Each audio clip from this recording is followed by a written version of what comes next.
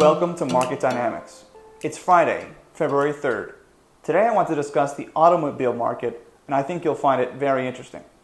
As you could guess from the title of the video, the auto market may be on the brink of its own 2008 moment. And actually, this may be one of the catalysts that pushes us officially into recession, even if the economy may already be shrinking. I'm sure you're aware that prices for cars over the past few years have risen to, let's call it, a level of insanity. The Consumer Price Index for used cars and trucks rose from 137 in 2020 to more than 200 last year. That's a 46% increase in just a couple of years. And anyone who bought a car or tried to buy a car recently knows that doesn't really do it justice. People in many cases were paying well over asking for a new car, as if it was a house. Prices have now started to fall. In fact, prices for used cars are down roughly 10% from the peak in 2022. But there are some potentially very costly consequences of this price boom and coming bust in the auto market. With loan rates skyrocketing the fastest since the early 1980s, demand is getting crushed, which is pushing prices down. The average auto loan rate jumped to more than 8% for new cars, up 5% from about 1 year ago. The average rate for used cars is almost 13%. That is totally unsustainable at these prices. Supply has also begun to catch up. If you remember, we had serious supply chain issues stemming from the COVID lockdowns. The shortage of computer chips, in particular, caused auto manufacturers headaches because they couldn't produce enough vehicles to meet demand. But later in 2022, and certainly now, demand is falling off of a cliff. Year over year, semiconductor sales are down 9.2%. And as the economy continues to contract, demand will continue to slow, compounding the problem further. What does this all mean? It means that auto lenders are in trouble.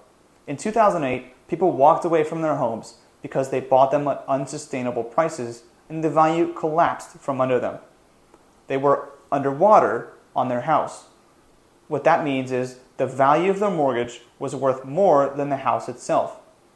So many people handed over the keys to the bank and the house was foreclosed on. As you probably know, the bank losses from foreclosures were so bad that some of the largest investment banks in the world at the time declared bankruptcy.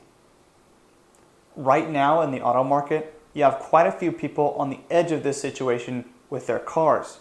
Some are already underwater.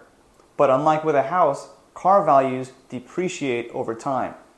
So, how will people be capable of trading in their cars if they're underwater? Well, they would have to come out of pocket for the difference. But many people don't have the cash to do that. The savings rate is near an all-time low, and credit card debt has risen significantly. So it's not at all clear that the average consumer has a ton of cash to burn on accepting a loss in a car trade-in. No.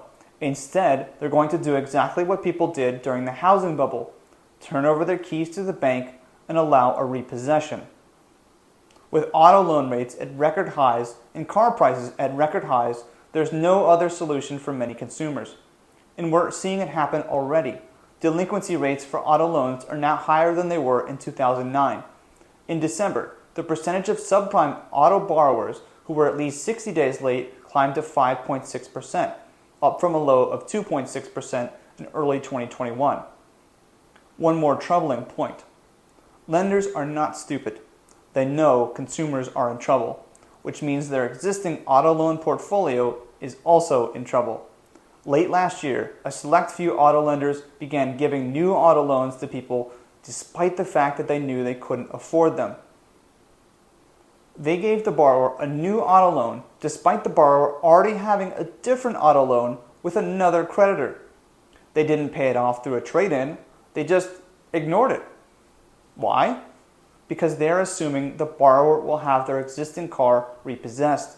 This is lending malpractice, but it's exactly what we saw in the run-up to the housing crisis. On the bright side, there is potential opportunity for those of you looking to buy a car. 2023 should be a great year for it, particularly if you have the cash to either make a large down payment or buy it outright. If you enjoy content like this, please check out Market Dynamics TV on YouTube and subscribe so you don't miss any new videos. Thanks for watching, and I'll see you next time.